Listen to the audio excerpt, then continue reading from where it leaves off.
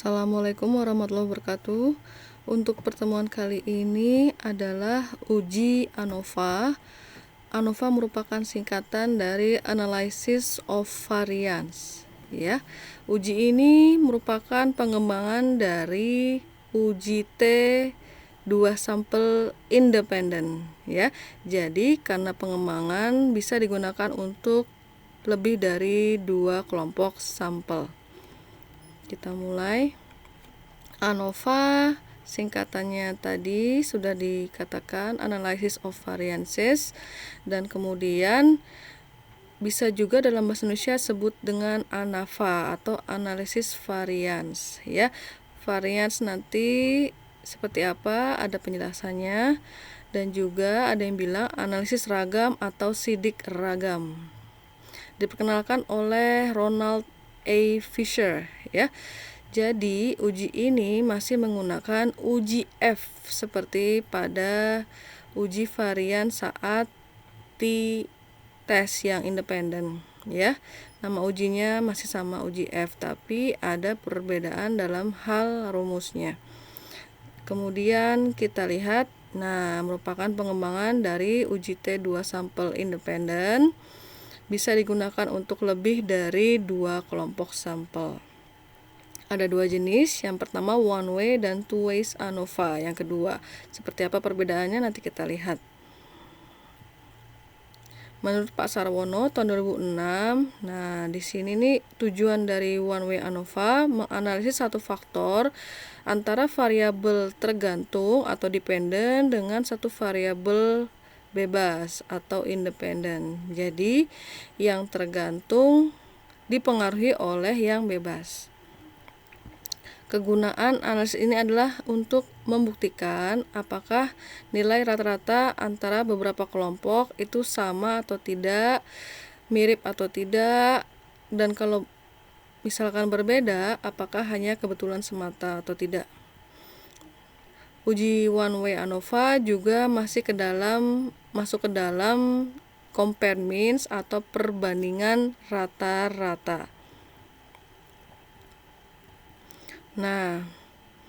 Kalau misalkan nih kita punya 2 kelompok sampel, itu kan tinggal pakai t-test. Kalau 3, kalau kita pakai t-test berarti nanti ada 2 kali pengujian, ya kan? Kalau misalkan 4 bagaimana, 5 bagaimana? Akan makan waktu kalau pakai t-test. Maka bisa pakai ANOVA di mana semuanya bisa diuji sekaligus. Kemudian kita menggunakan ANOVA agar kesalahannya lebih kecil dan menghemat waktu serta tenaga. Di sini karena tadi disebut ada variabel dependen dan independen, ada syaratnya. Untuk yang dependen harus berskala interval atau rasio. Jadi angka yang sebenarnya.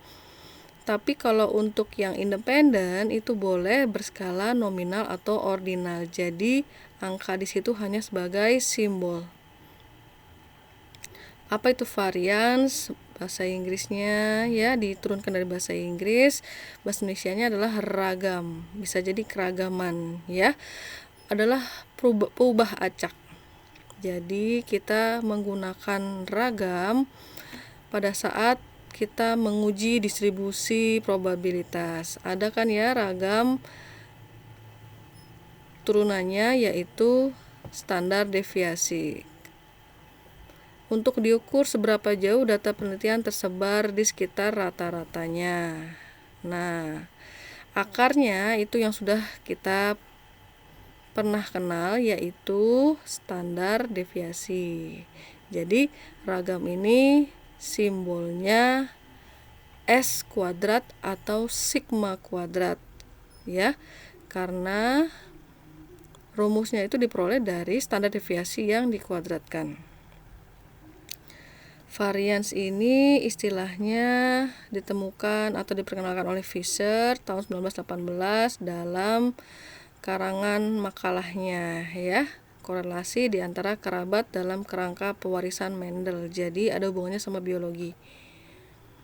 Kemudian perbedaan antara one way dan two ways. Kalau one way itu nama lainnya completely randomized design atau rancangan acak lengkap, di mana nanti suatu kelompok populasi akan diambil sebagai sampel itu benar-benar secara acak, ya, tidak ada pembagian apapun. Dan lagi-lagi bisa 3 kelompok atau lebih karena pakai ANOVA. Nah, kalau misalkan variabelnya ditempatkan dalam klaster atau blok-blok tertentu, dibagi-bagi dulu baru diambil secara random, itu bukan lagi one way ANOVA tetapi two ways ANOVA. Seperti ini contohnya. Untuk yang sebelah kiri adalah one way dan sebelah kanan adalah two ways ANOVA. Kalau yang sebelah kiri kita lihat ada 4 metode pembelajaran. Lalu kita punya 20 sampel yang diambil secara acak lengkap.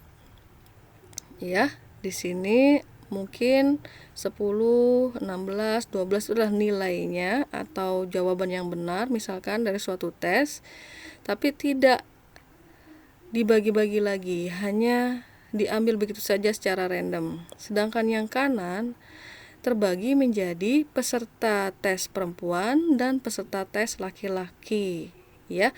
Baru kita ambil datanya secara acak. Nah, ada tanda bintang maksudnya adalah dengan interaksi. Yang perempuan itu ada 3 kali pengulangan, sedangkan yang laki-laki ada 2 kali pengulangan, ya. Jadi perempuan 3 responden, laki-laki 2 responden. Nah, biasanya kan bagaimana dicari rata-ratanya, itu yang dimaksud dengan interaksi. 3 keadaan ANOVA. Yang pertama one way ANOVA, di mana kolom adalah kategori pembaginya, baris adalah ulangan atau replika. Jadi jumlah responden itu termasuk ke dalam jumlah ulangan, ya. Jangan hanya cuma ngambil 1 orang responden saja, tidak ada ulangan, itu tidak baik juga. Kemudian untuk two ways ANOVA tanpa interaksi, nah, kolom masih sebagai kategori 1, baris sebagai kategori 2, tapi hanya ada 1 ulangan, ya, 1 data saja, 1 record saja, tidak ada ulangan yang lain, jadi tidak bisa diinteraksikan. Nah, untuk yang ketiga dengan interaksi, berarti setiap bloknya diulang, terisi dari beberapa data, sehingga kita bisa melakukan yang namanya pencarian rata-rata misalkan. Syarat dari ANOVA, variannya seragam, berarti pakai uji Levin pada SPSS, ya. Dipilih yang Levin test. Kemudian pengambilan keputusannya bisa pakai SIG, di mana harus di atas 0,05, ya, alfa default dari SPSS agar dapat menerima H0. Karena H0-nya adalah varian seragam, kalau yang H1-nya varian tidak seragam. Ya, seperti ini. Untuk lebih lengkapnya H0 dan H1 untuk uji Levin. Nah, untuk penerimaan atau penolakan H0 pakai alfa 0,05.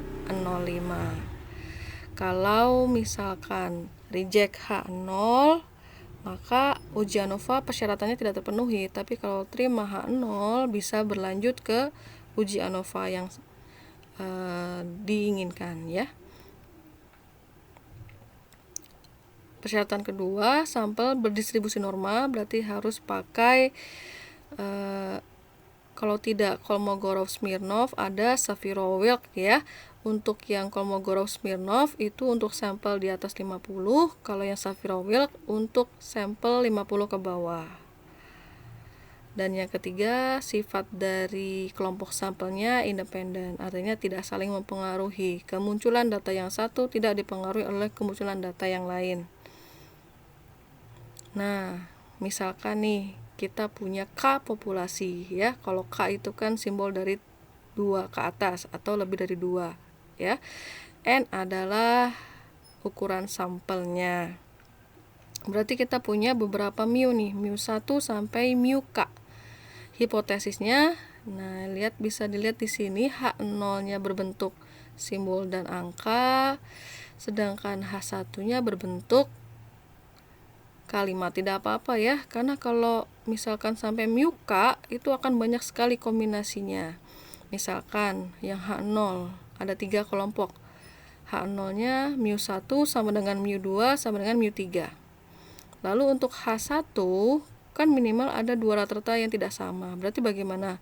Bisa H1 tidak sama dengan μ1 tidak sama dengan μ2, μ1 tidak sama dengan μ3, atau μ2 tidak sama dengan μ3. Ya, jadi ada beberapa kombinasi.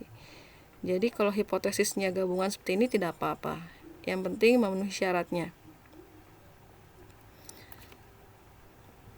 Berikut adalah tabel analisis varians. Ada kolom dan baris. Nah, di sini kolom itu tadi kategori ya, sedangkan yang baris adalah ulangan atau replika. Nah, untuk datanya nanti dijumlahkan sehingga muncul total untuk setiap kolom.